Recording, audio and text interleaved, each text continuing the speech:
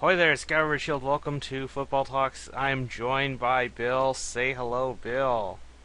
Hey, what's going on? Oh my god. Alright, we're done with week 11. Let's go into week 12. But first, a little bit of a recap. Let's start off right away in Detroit because Detroit, once again, having to win closer games, which I'm telling you, Bill, I really think they need to win a game comfortably because I don't like that they're even having closer games with bad teams. The Jaguars are a bad team. They've been a bad team for a long time, and every time you think that they are getting better, they're proving otherwise because for the second straight week, Blake Bortles makes a turnover by throwing a pass, and it bounces off the player's legs into the other team's hands. Last time it was a pass and it bounced into Whitney Merciless' arms. Now this time it bounced into, I forget who the defensive back for the Lions was, but that sealed the game. It was fourth and 10 anyway, but that sealed the game, and it just adds another interception to Blake Bortles' corner. It was horrible, Bill. Oh yeah, it was a very, very terrible interception. Yeah, well, But, what? I mean, overall, the Jaguars' offense kind of was mediocre for most of the day, and same with the Lions' offense. Yep. Well, Bill, here's a fun stat. The Lions and the Vikings on this past week scored a offensive touchdown, a special teams touchdown, and a defensive touchdown. Right, and that just goes to show you that they're working on all areas of the game. It shows that they're practicing all of the areas of the game, and thankfully we did that. I mean, overall, this week, even though it was a close game, it was by far the biggest win of the season for the Lions. They won by 7 points, and really, you forced the Jaguars to score a late touchdown, which they are not equipped to do. They are a pretty porous team in terms of uh, playing offense. Blake Bortles has been very sketchy at best, and uh, Jaguars fans were calling for Chad Henne to come into the game. They need to bench him. He has zero confidence as a player right now. When you have a losing mentality, it's not easy to win a game. So if I were them, I would just salvage what you have left of Blake Bortles, put him on the bench for the rest of the season, or just bring him out for the last game maybe, just to see if there's any hope for him. Because I Right. don't think he has. They don't have a chance of winning the AFC South. I don't think they're mathematically eliminated. Surprisingly, I think the fact that the Titans lost and the Texans lost and the Colts won just kept them in it because the Yes. Texans are the only team that have 6 wins. The other two have 5. So they're Yep. only 4 games behind. But that means they need to win all their games, and the other teams need to lose all theirs. So I'm pretty sure if the Texans win one more game, that will pretty much mathematically eliminate them from the playoffs. Right. And I mean, I'm just amazingly shocked. And this has nothing with the game, but Gus Bradley was not fired after this game. I mean, he he does not deserve to be on the head coach of that team. He just doesn't deserve it. His team is what, 2-8 this year? You know, how many more seasons of losing records are you going to make your fan base to endure? I mean, they're the only professional sports team in northeastern Florida, but that doesn't mean that they're the only professional sports team in the southeast. There's Tampa Bay and there's Atlanta And there's are Miami. the closest teams. Yeah, and Miami. And I Miami is mean, playing real hot right now. I would go exactly. rather watch a Miami game at this point, which is I shocking to mean, say. overall, the issue with Jacksonville is they're in danger of losing their entire fan base to other markets. And if they don't get good soon, they're going to lose that fan base and they're not going to come back. But anyway, so another thing to mention, that special teams touchdown by Andre Roberts. One thing should be noted: he muffed a punt early. There were a couple muffed punts this week. We get to Houston's game, there was a muffed punt there as well, but I was thinking, oh great, this guy muffed a punt. I don't want to see him get another snap for the rest of the day. Nope, he gets another ball and takes it to the house with some good blocking. I will say, Bill, the defense held pretty well. Surprisingly, the Ziggy Ansah got to Blake Bortles, didn't get a sack. He just did hits after the throw. Um, I believe it's one of the rookies that you have that got a sack today. He's gotten a few sacks. I think he has 3 or 4, maybe 5 sacks. I'm not sure. Yes, But, these guys with no names are making plays, and they're making names for themselves now, which is good when we the thought that the Lions were the worst defense now.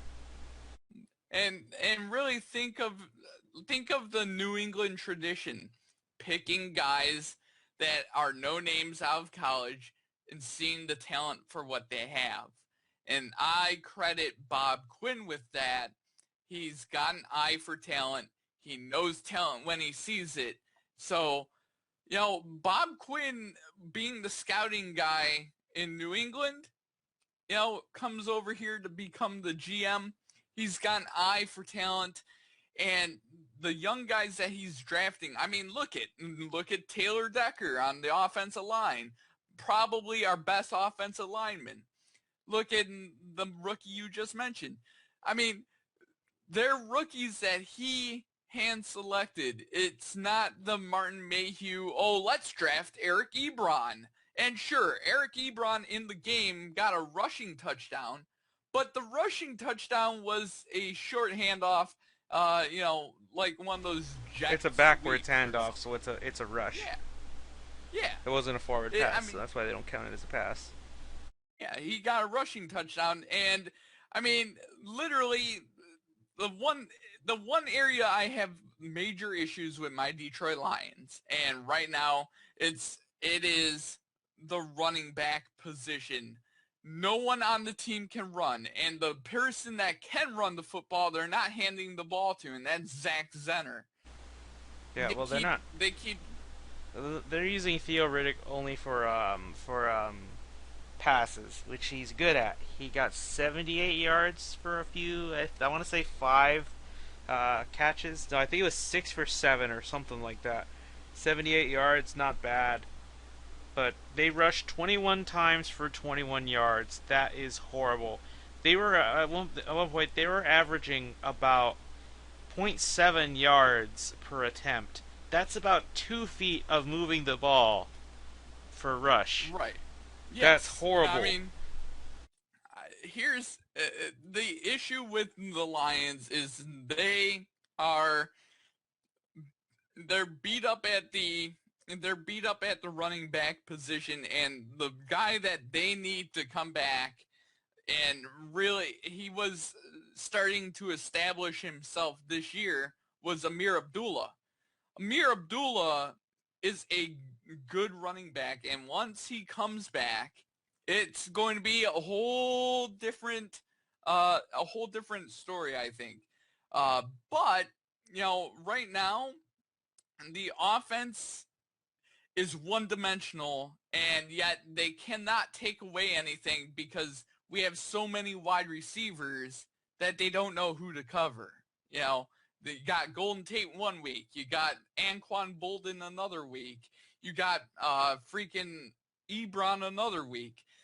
That's how the Lions are winning games right now. Is one wide receiver just has a great game when all the other ones are struggling. And so far, so good. I mean, a win is a win, but I would love to see, maybe a tradition continued from last year into this year. Yeah.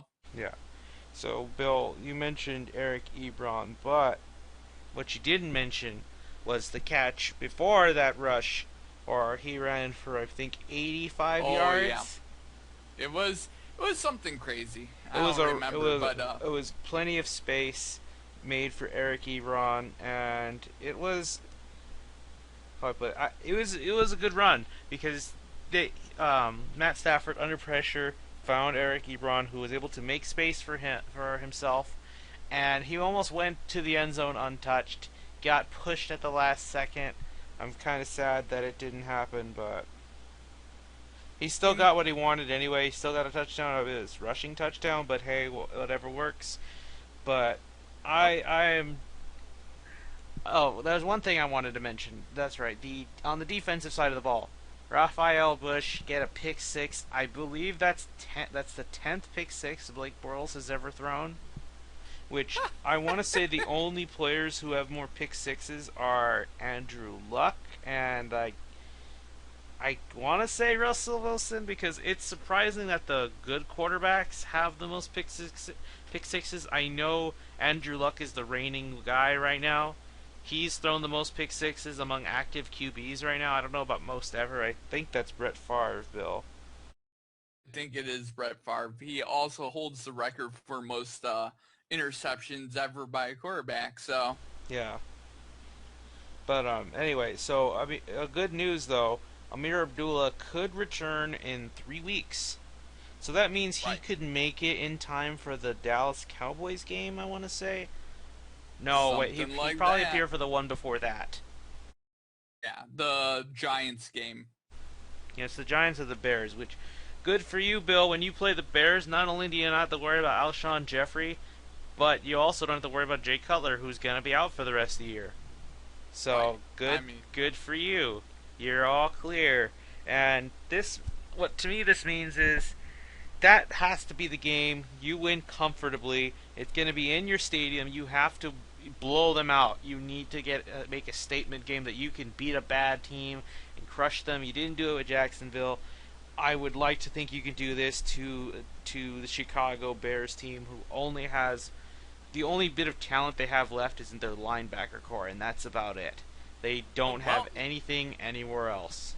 running back and Jordan Howard. Jordan Howard is a stud running back in the making. Yeah, well, until he shows that, I'm just going to say the Bears miss Matt Forte.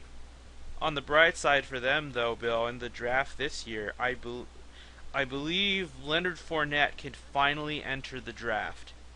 Yep. Yep. Whoever gets him, gonna be scary. Yeah. This guy's It's, I mean, supposedly even better than Ezekiel Elliott, so I want to see. I want to see because first you had Todd Gurley, and now you have Ezekiel Elliott. Now you're gonna have Leonard Fournette. know who Leonard Fournette reminds me of? LeGarrette Blunt, but with speed. I mean, real big quickness. He's a 6 foot something odd running back, 200 plus pounds, but can run, and that's a scary, scary prospect. Yep. But anyway, Bill, let's move on to another NFC team. Let's move to Dallas in Jerry World, or as some people like to call it, apparently the Death Star. I never knew that, but I'm fine with that. 'Cause that's what it feels. Jerry World trying to is Jerry's empire. This is what he's trying to create, a NFL empire, not just the dynasty. It is the empire, the thing to fear. And so far, it looks like he's getting it because the Cowboys are 9-1. Baltimore came in this the number one defense. I want to know how far they've dropped after Dallas. I wouldn't say put the clown suit on them because for the first half of the game, it was a slugfest. It was 10-10 at the half, and then you see the final score. You wonder what happened. I'll tell you what happened. This offense woke up and just massacred this defense. For a defense that doesn't have many names, it was doing a great job, but now it looks like it was a mediocre defense. Right. But so Bill, what are your thoughts on this game? Well, I think I think it was a good game for Dallas, and here's why: is they finally put the brewing QB controversy to bed. It's totally done and over with, and Ah, we you do know, have to talk about that. Great. they got rid of that distraction. That distraction is no longer a thing. Dak knows it's his job for the season now. The only way he's going to come out of the game is, if he gets hurt. And with that, it's a good thing for them because now they can game plan specific for Dak. Dak is a good mobile quarterback. Dak also contributes to, he gets into spots where he's wide open to throw the football, and he likes to check the football down. So overall, I think they're in a good spot. And this was really their first test against a really good defense. And they controlled that defense in the second half of that game. Des Bryant, I believe, had 2 touchdowns that game, and Ezekiel Elliott had one for himself as well. I don't know, man. I'm just. Yeah, it was also the fact that the Ravens, after the first half, I don't think they were really trying that much. I mean, Ray Lewis called them out and say that Joe Flacco is not playing with passion. I don't know if that's true or not. That's up for Baltimore fans to decide. I can't tell you that. Like, Right. because I think he was talking from a whole season's perspective. Because to be honest, I think this Ravens team could have a much better record than what you see. Right. If I Yeah. had to guess, I think they would have lost maybe 3 games. When I see them at their best, I feel like they could beat just about anybody.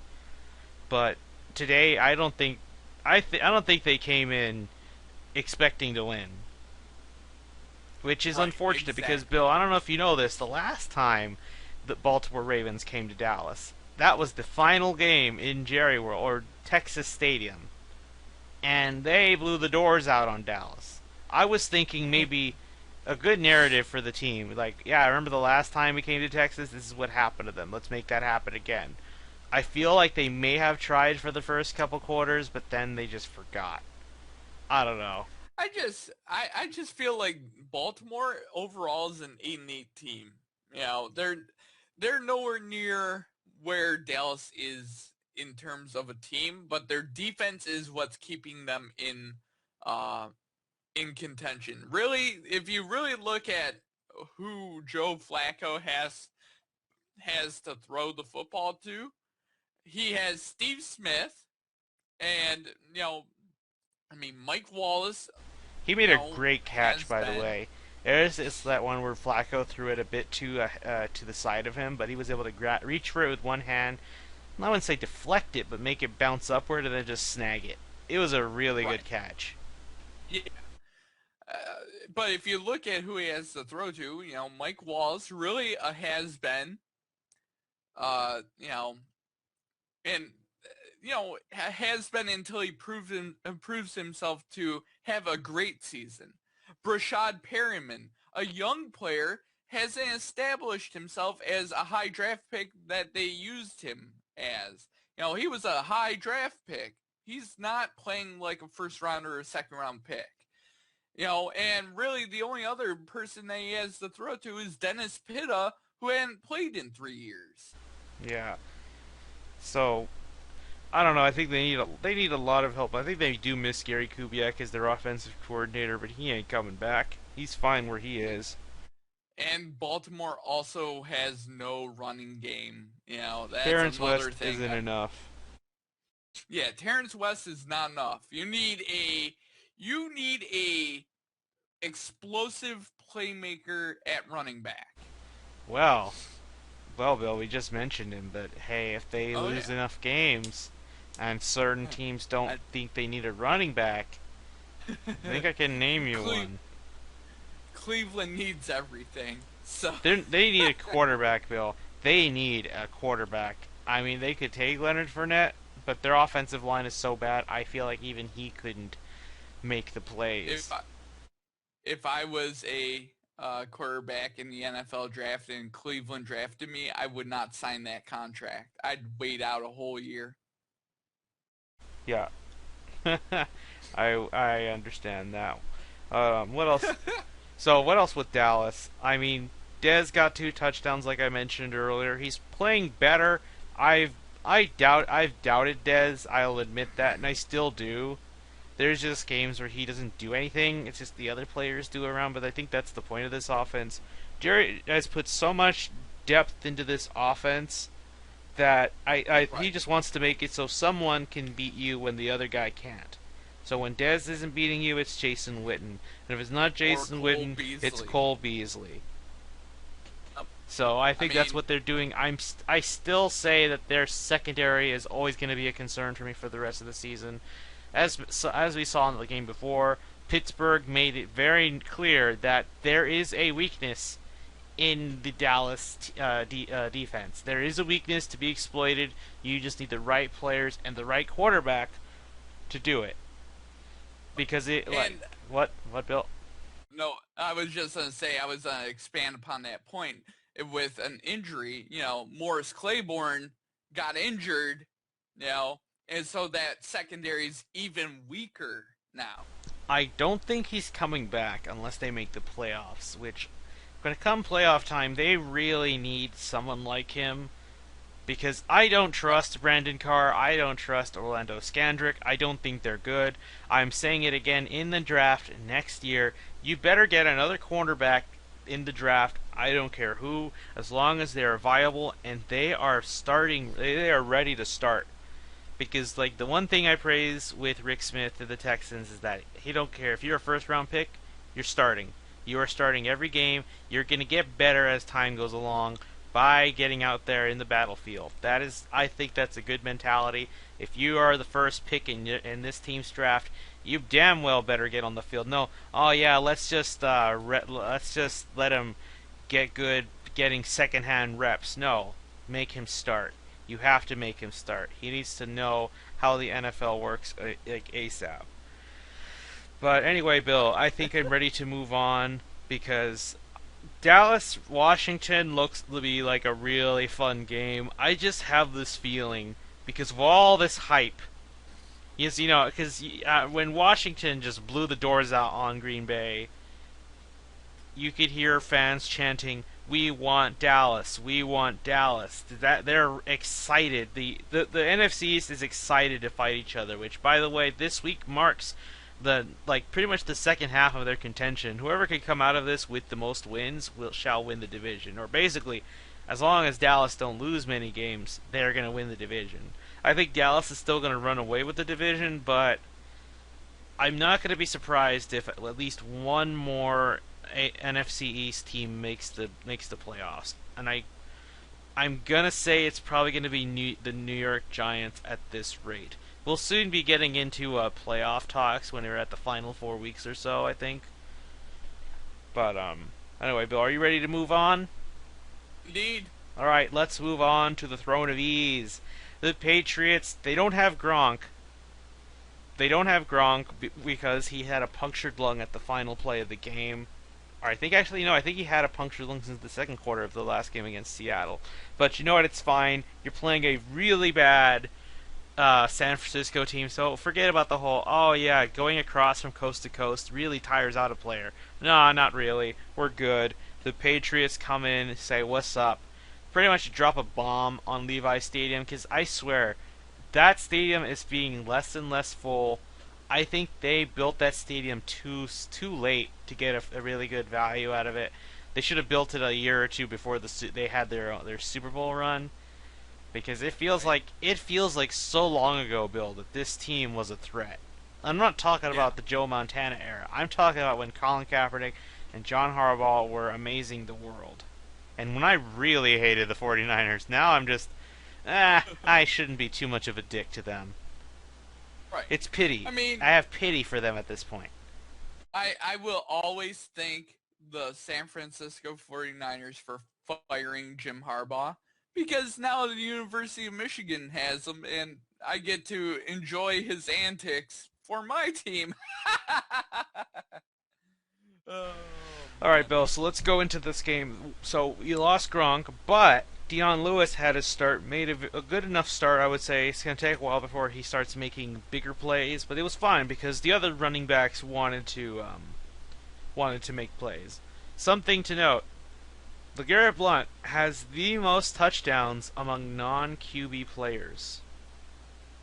Which He's got is 12. crazy. He's got 12. I'm pretty sure that's Yeah. more than what Houston has, offensively Yeah, speaking. he's going pretty off. Yeah. So another thing, Tom Brady was making plays even when being chased. This 49ers defense, these for the front line was hungry. They wanted to get to Brady, and they did. They hit him, but he was able to get the ball out just in time for getting hit, getting knocked over, and they were caught. They were caught. They weren't like some plays where you throw them up for grabs and then it's picked off. No, Brady's so good at what he does. He can throw it knowing where it's going to go, and it's very likely to hit one of his players' hands. He had a situation where he got it to, I think, Amendola for a touchdown. I think it was Amendola, got it in the end zone. It was a touchdown. That wasn't even the first touchdown. I want to say Danny Amendola got a touchdown. Julian Edelman got a touchdown. The wide receivers got fed today. Then you had what's his name? The other running back for them, not LeGarrette Blount or Dion Lewis. Something White. James White. I think James White got a touchdown. I think he also got a big run at some point because it was a desperate throw to it was a desperate throw to yes, it was White. That's how White got the touchdown. It was a desperate throw to White. Brady was about to get hit, and he was running on the up to the line of scrimmage. He was already out of the pocket. Really good throw. I mean, this is how bad it was, Bill. If the corner that was chasing White before he got the ball turned around, it would have been the easiest pick ever. He was not watching the ball. He was just watching White. A better corner would have been able to try to keep his eyes on both. At the very least, could have deflected the pass. But I mean, other than that, just shows Brady made a bad team look bad. He did what he had to do. It was spectacular. I think it was one of Brady's better games. Fun fact: at the rate he's going, he has a chance to beat the season record, which Aaron Rodgers has, like the QBR. I think it's 122.5. He's right now at 122.3. He's very close. So if he keeps playing the way he's playing, which it's not going to be easy because he's got two other defenses to deal with that are really good. The Broncos, and then at the end of the season, the Dolphins. Yeah. Which, by the way, the Dolphins are now in contention. They are in contention for a playoff spot because the Chiefs had to blow a game that could very well bite them in the ass, but I'll mention that later. But yeah, Bill, these Patriots are on offense. I think on offense they are very fine, very much fine. There is no problem. But it's the defense that I still worry about. You kind of let the 49ers think they could hang for a little bit. I mean, it was a false sense of security, but for a time they actually did keep the game close. It was 10. I think it was 16 to 10, 13 to 10 at one point. I think during halftime. Yeah. So you let him hang, but at the end it looked like a blowout because the fourth quarter the Patriots came to put it away. They just put it on ice, and that was the end of that. And I'm liking the running game, Bill. It's showing how dynamic it is. It's just missing Gronk. We have to hope Gronk can come back. Has a punctured lung. Surprisingly isn't as dangerous as you would think it is. You would think, oh, it's going to require surgery and all that. No, it can heal itself. So who knows? He may make it for the next game. I'm not so sure about that. The next game they have is against the New York Jets, so that might be one that they're needed. But to be fair, the Jets secondary isn't good. The Jets defense is not good. I mean, let's just they'll probably keep Gronk out of action for a little while. So I don't think Gronk will make it to this game. I think maybe the next game. I'm hoping the ideal game I want him to return to is against the Broncos, which I think it's in a couple of weeks. I think it's week 14 or 15 that he shows up, because after the Jets, it's the Rams, and then then it's the Ravens on Monday Night Football. That should be a good game, and then it should be the Broncos. Yes, it is. Week 15 will be against the Broncos. I'd want him at around week 14 or week 15. Right. Anyway, Bill, do you think we have anything else to say about the Patriots, or are you ready to move on? I'm ready to move on. I think we sufficiently covered them. I mean, really, the game was not that difficult for New England in all areas. Really, it was kind of a snoozer. Well, it's snooze if you are tired of seeing the Patriots mow down teams. I mean, the Seahawks game was the best game you could ever watch with the Patriots. That's when they lost. But anyway, so let's move on. Last game on the list, the Texans-Raiders game. This one, I wouldn't say it was bad. It was a fun watch. It was okay to watch. It wasn't the worst thing because both quarterbacks made some mistakes. The defense actually showed up against the Oakland Raiders offense for the first half. Held them to an all-time low of 81 yards. Really good showing. Jadeveon Clowney is showing that he was worth the first overall pick. Getting this is a gif of it. I retweeted on Twitter, and it shows him plowing the left tackle into the running back as he gets the ball. He had no chance. Of course, it was a loss. Clowney is a destroyer of worlds. He will just consume the left tackle that's in his way and then just go after the running back or the quarterback. I really want Watt to come back, which actually, theoretically, he could come off injured reserve right now, but I don't think he is.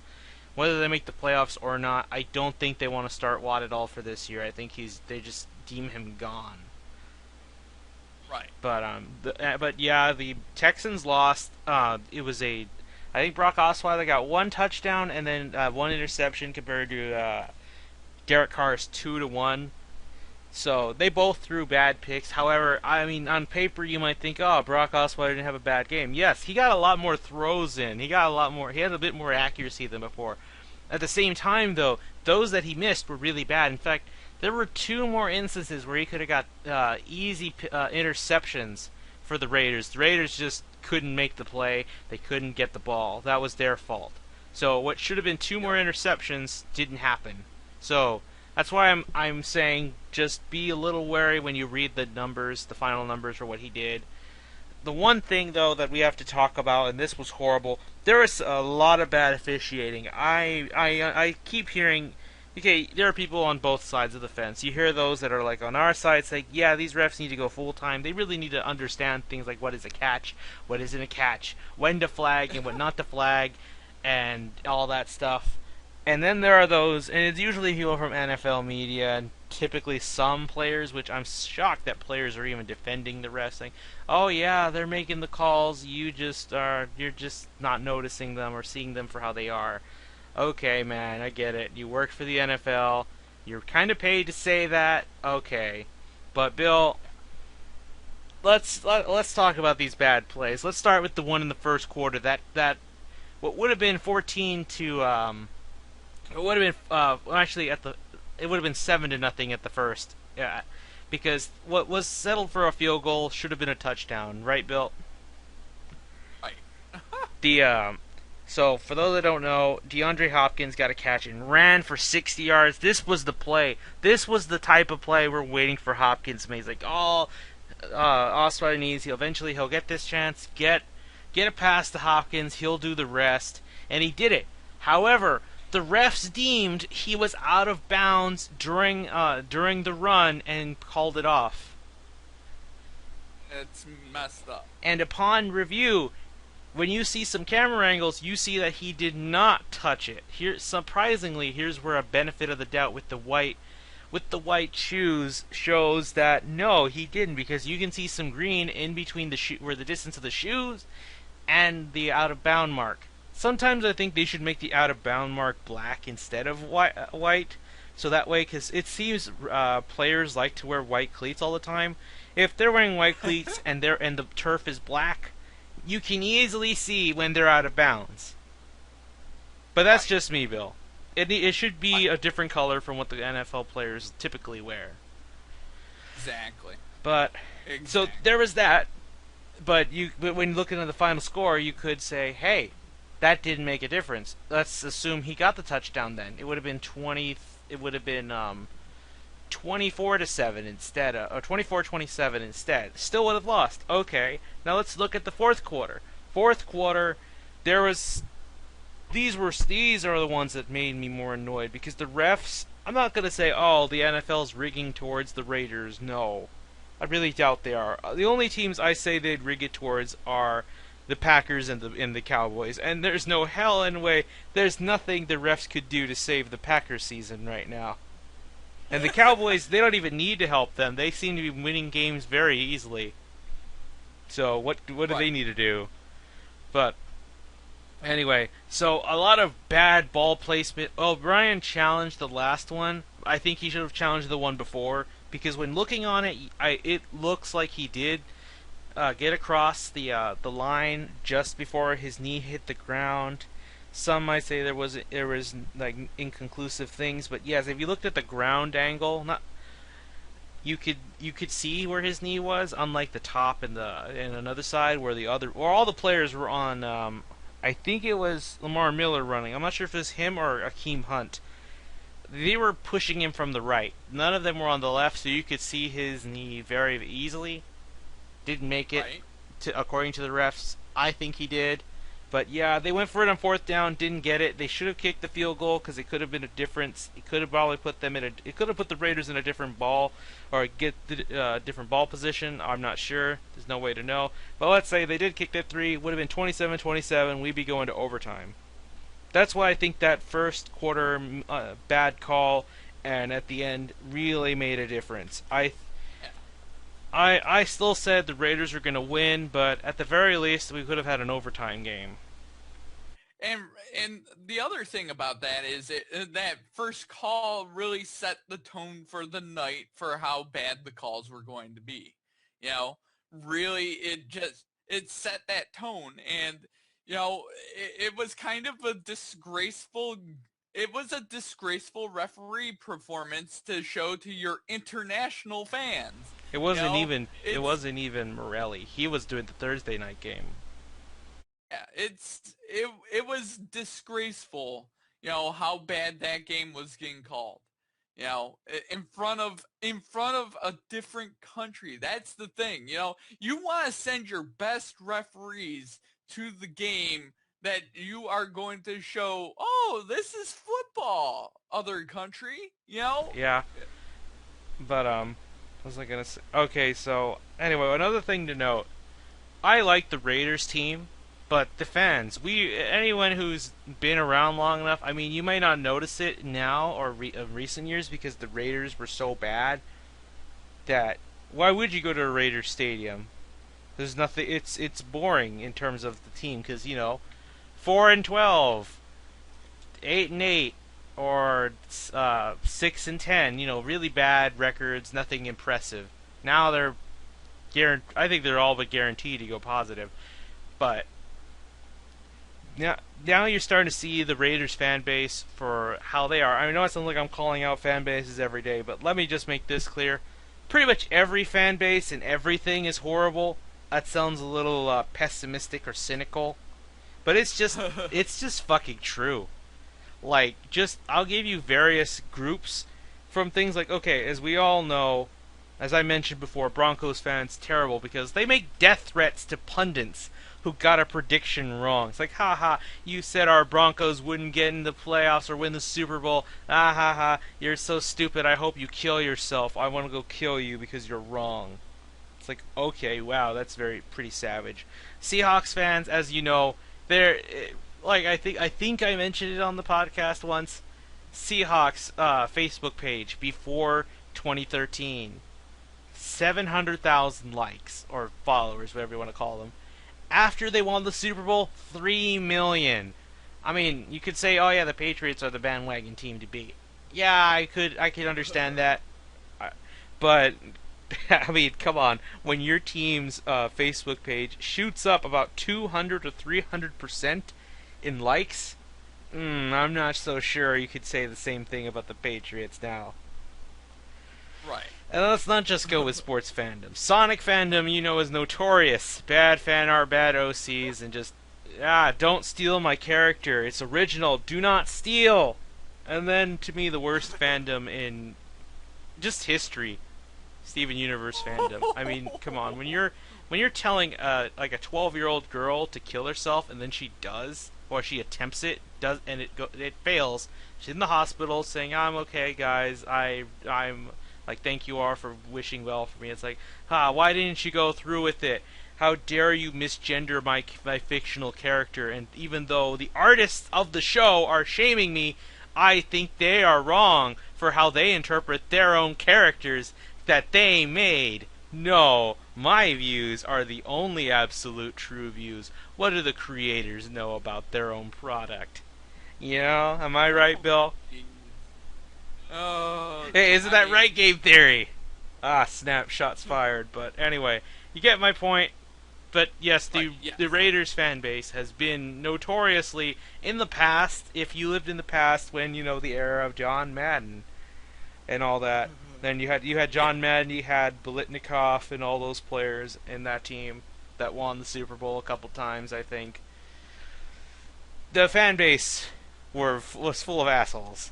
And I think they're just coming out. It's like, yeah, we're dicks. Anyway, the reason why I bring that up is because of the laser pointer that they used on Brock Osweiler. There's a play where you could see it. This NFL security was aware.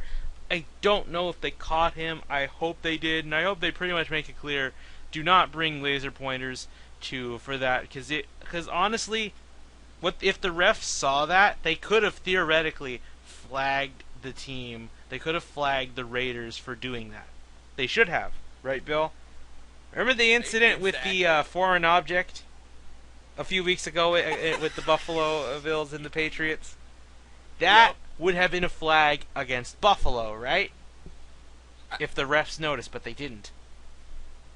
So, if the refs noticed this, and the laser pointer thrown at Brock Osweiler, is it not fair to assume that that was a Raiders fan? I am saying 95% that is a Raiders fan doing that. I really, really doubt a Texans fan would do that to his own QB, especially when, at that point in time, the Texans were very much into this. They had a chance to take this game. I think they blew it, but also at the same time, the refs blew it for them, or made them blow it. Very bad refereeing. I still say what we should be saying. Yeah, this team was, or no, this group of refs needs to be educated. They need to be sat down and taught what's a catch and all that. It's just really bad. But it's pathetic. It really is. But Bill, I want to mention the Raiders for a minute as a team, because once again they are showing that I think that they are still the most fun team to watch, because their offense is great and their defense is hungry. Khalil Mack gets a sack to end the half to deny Brock Osweiler a chance to make a play. The defense is only getting better as time goes along, and let me just say this, Bill. We're going to mention the Chiefs, which this may as well be a transition to that, but the Chiefs blew a big game to the Buccaneers. That looked like an easy lock. Just take care of business. You would be 8-2. You look like a shoo-in for a chance to steal the division from both the Broncos and the Raiders.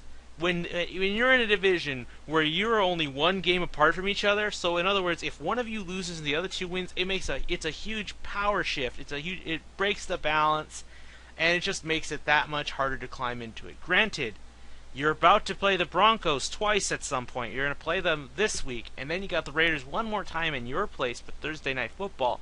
But here's the thing, Bill. They lost that game because of who they lost.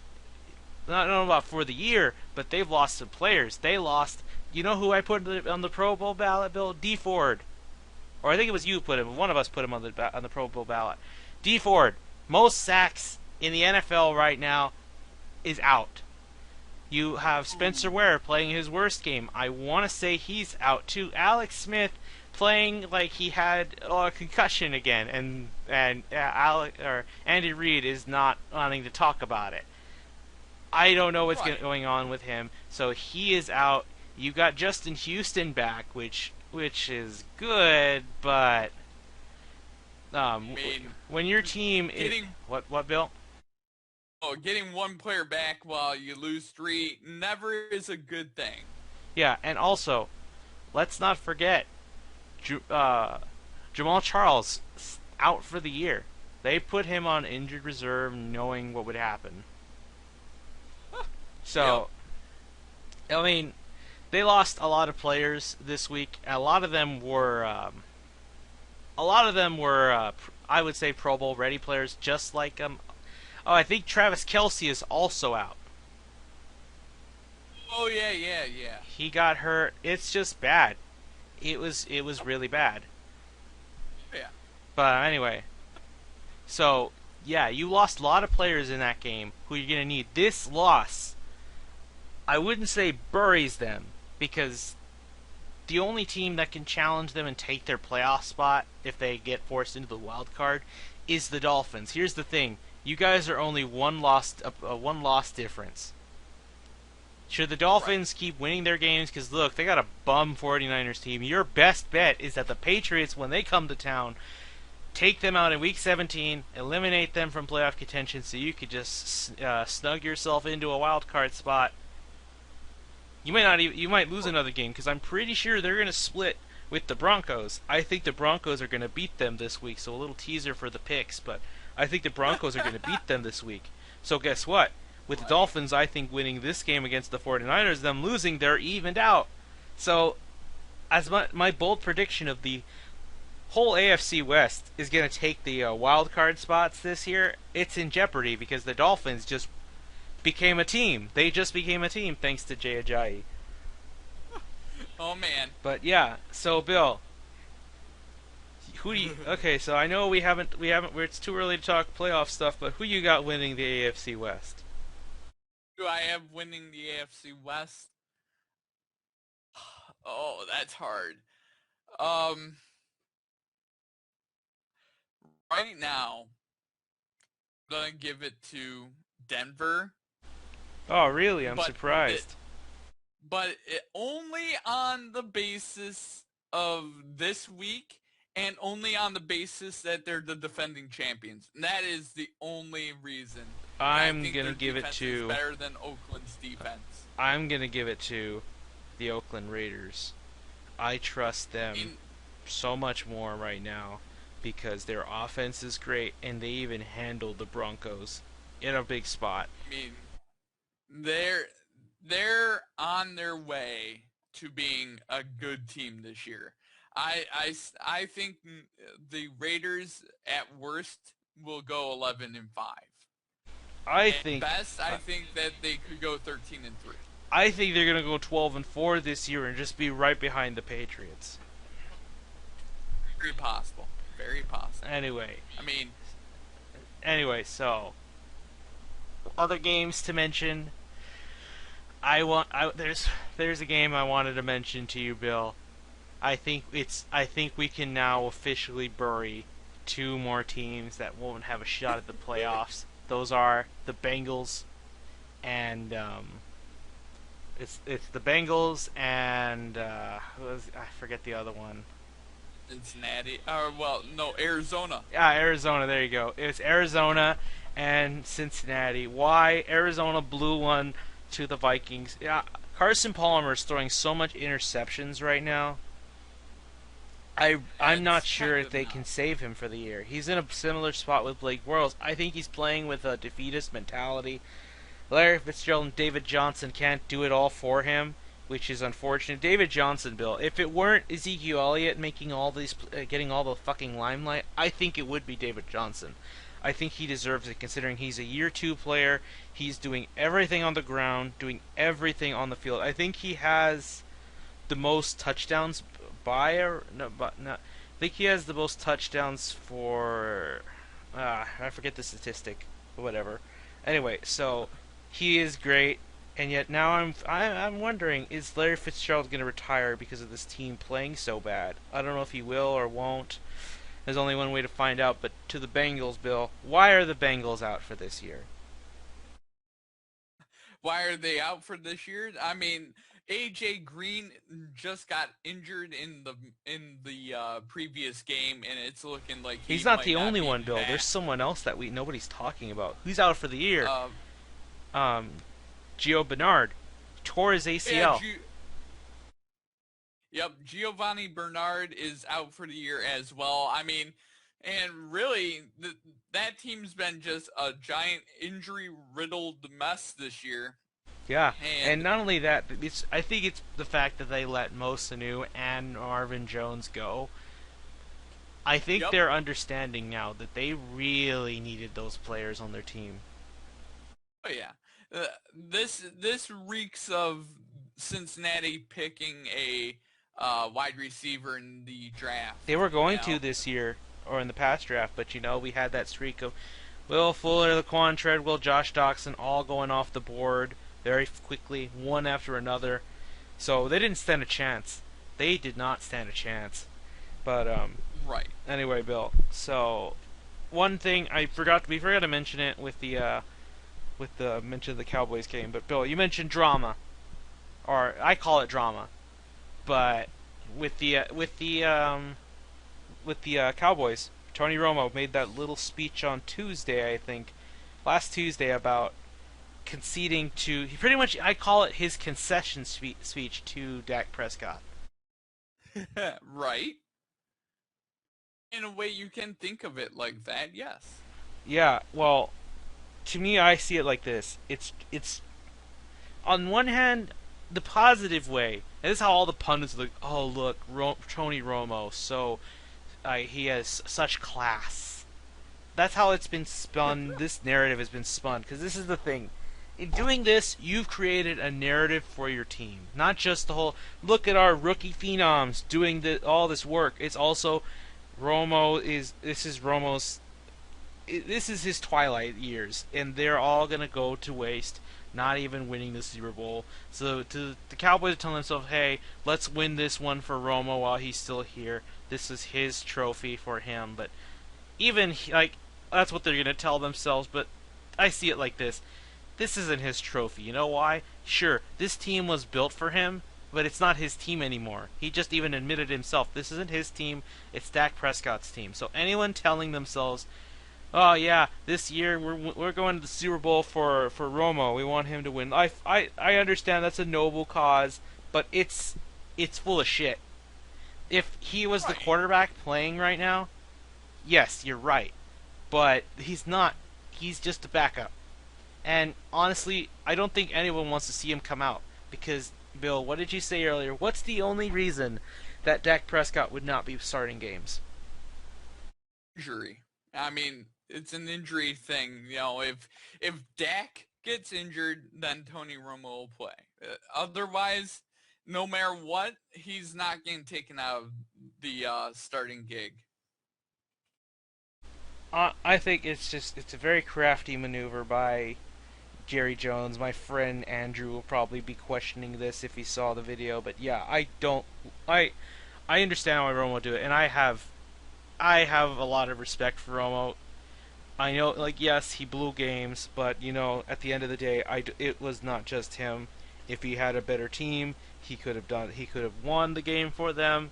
And then when he was starting to be good, everyone's, "Oh, I love Romo, he's so great." But then when he's losing, he's like, "Oh, I hate Romo, get him out of here.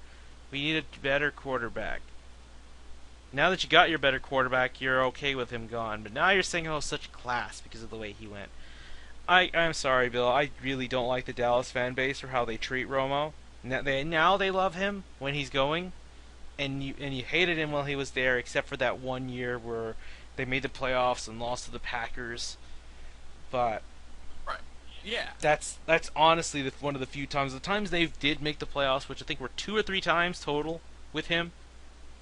It Yeah. it was just that was the only time they really loved him. But when he wasn't making the playoffs, they go in 8-8, 9-7. It's just, "Oh, Romo, I hate you so much. Get out of here. You can't win games for shit. You can't win close games."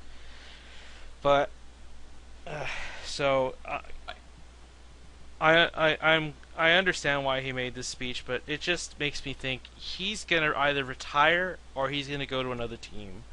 Bill, there are people saying that he might be going to Denver, especially if Simeon and Paxton Lynch aren't ready.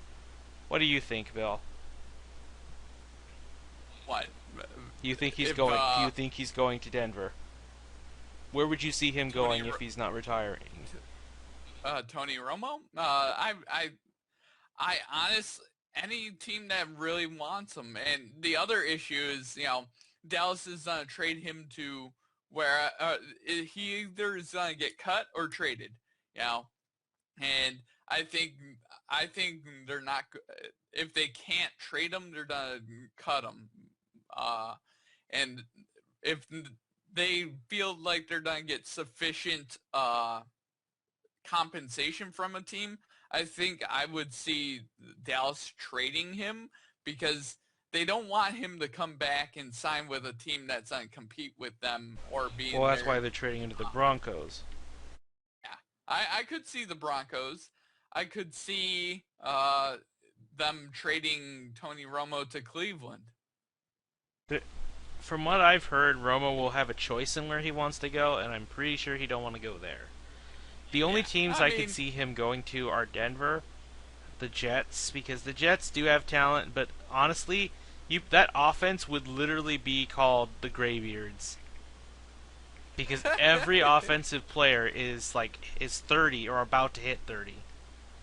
Because you got Romo, you got Matt Forte, you have Brandon Marshall. Your youngest player is probably Eric Decker, who's coming back from an injury at that point. Right. So honestly, I would see him going to the Jets for that reason, maybe, because then you also have a good defense minus the secondary. You got a good front seven for that. You just need to get the secondary because Revis is their baggage. That's about it. But right. Anyway, you know where I'd like him to go, Bill, despite how unlikely it's going to happen now? Where? Oh. I mean, weirder things have happened. I want him to come to Houston because you know why? He's going to get injured at some point, and that means he's coming, or that means Tom Savage will be starting, so that means no matter what, I'm going to get Tom Savage starting a game at some point in the year, and I get to see what he really is like. Right. But I don't know, Bill, that's just me. I would like to see Romo come because he stays in Texas, and he has... This team is playoff ready, just need a good quarterback, which we don't have. We have DeAndre Hopkins, we have Will Fuller, we have Lamar Miller, we have C.J. Fedorowicz playing better and better every week. He's proving me wrong, which I'm totally okay with. We have Jalen Strong, we have Steven Anderson. And then, of course, as you know, Bill, we have a great defense. We have J.J. Watt who come off an injury. We have Clowney, who is eating offensive linemen. We have Whitney Merciless. So, you see what I mean, Bill? Everything is there for Houston. Out of all these teams, Houston feels the most likely because it feels right. This team, out of all the teams, this one is more primed for a Super Bowl run than the Jets. And I don't know about the Broncos because the Broncos team is good as well. That's why I'm thinking it's more likely the Broncos. But it feels like the Broncos team is where old quarterbacks go to die. Not in a bad way. I mean in a good way. Because Peyton Manning says he got his Super Bowl. Right. But yeah, I mean. Anyway, I think that'll do for all of this highlights of the other games. So Bill, Yep. Are you ready for the picks? Man. Indeed. Here we go. The 12:30 game on Thanksgiving Day, the Minnesota Vikings at the Detroit Lions. Bill, this game will probably decide who's going where in the division, who's going to the playoffs, who's not. This game has so much at stake, and because the Vikings won last week, I have to say the Lions have to just crush their hopes because they're coming into this game motivated. Had they lost, to the Cardinals. They would be going here with a defeatist mentality. Not anymore. They are coming in motivated. I'm going to go with the Lions to win once again in a close manner because that's the only way they know how to play. I've got the Lions in a very close game as well. It's going to be one of those heart attack type games for us here in Detroit. All right, so the next game is the Washington football team at the Dallas Cowboys. All right, Bill, I want to hear who you got for this one first. All right, so I'm going to stick with my original pick of the Washington football team. I feel like the Washington football team did just enough to destroy Green Bay, and I think they're both coming in red hot, and I feel like Kirk Cousins is going to pick apart the Cowboys defense a little bit more than Dak is going to the Washington. Yeah, I'm going to go with the Washington football team as well. Why? The Cowboys have had a recent streak of playing horribly on Thanksgiving. Maybe this is the time they break it, but this is a divisional game, and honestly, I also think that they are so overdue for losing a game that should be theirs, and I think this is it. They need to lose a game because I cannot see them going into the playoffs at 15-1. It just doesn't sit with me because it feels too easy. It feels too expected and well deserved. So I think they're gonna blow this game, but it's not. It's fine. They are still very much ahead in the divisional race. So I'm gonna go with the Washington football team. All right. So next up, the Sunday night game on Thanksgiving, the Pittsburgh Steelers at the Indianapolis Colts. Okay, Bill. I'm very sad. On one hand, I'm sad. One hand, I'm happy because look, Andrew Luck is now in concussion protocol. He's probably not going to start for this game against the Steelers. There goes my hope for a 100-yard game. But look, Bill, it feels like everything's going to be balanced out because yes, the Colts did beat the Titans last week, so that means the Colts are only a game behind the Texans. However, because of the loss of Andrew Luck, they're going to get blown out at their own stadium by Pittsburgh, and this means the Texans will be 2 games above the Colts and the Titans. So I'm going to go with Pittsburgh.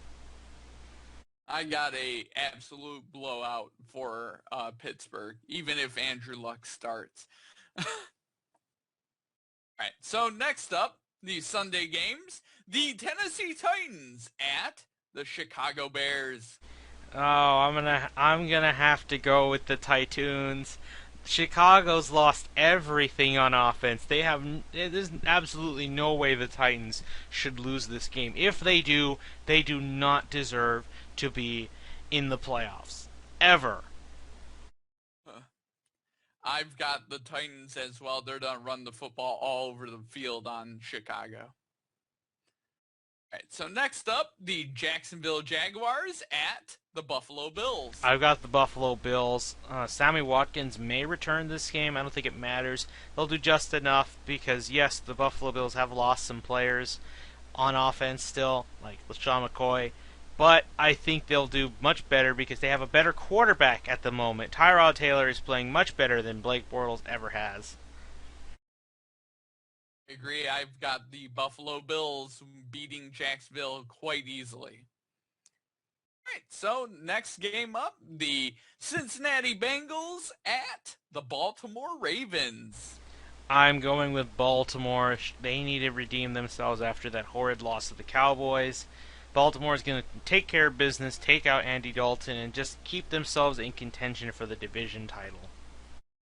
I also have the Baltimore Ravens beating the Bengals. The Bengals offense is really hurt, and the Ravens offense is not. So, there we go. All right, next up, the Arizona Cardinals at the Atlanta Falcons. I'm going with the Falcons. The Falcons are still red hot. It's a battle of the birds, by the way, which is always fun. But I'm gonna have to go with the Falcons. I think their offense is playing better, and this Cardinals defense just won't keep up. I think I'm going to go contrarian here.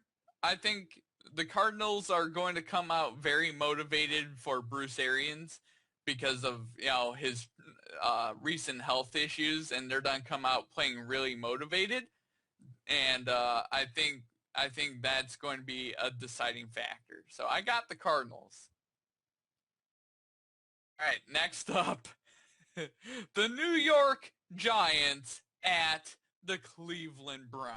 0-12, Bill. They're going 0-12. I have the Giants blowing out the Cleveland Browns. I have Rashad Jennings with 3 touchdowns in this game against Browns defense, one of the worst run defenses in the NFL. They're 0-12, 0-16 watch. The countdown continues. 4 more games to go. Next up, the Los Angeles Rams at the New Orleans Saints. I'm going to go with the Saints. The Saints, I feel that they could have beaten the Panthers. They need to win badly against a bad Rams offense. I think they're just going to put up too many points because you know how the Rams like to play. They like to put up 10 points or less. That's just how they are. So, yeah, I'm going with the Saints. Got the Saints as well. Another blowout. All right, next up, the San Francisco 49ers at the Miami Dolphins.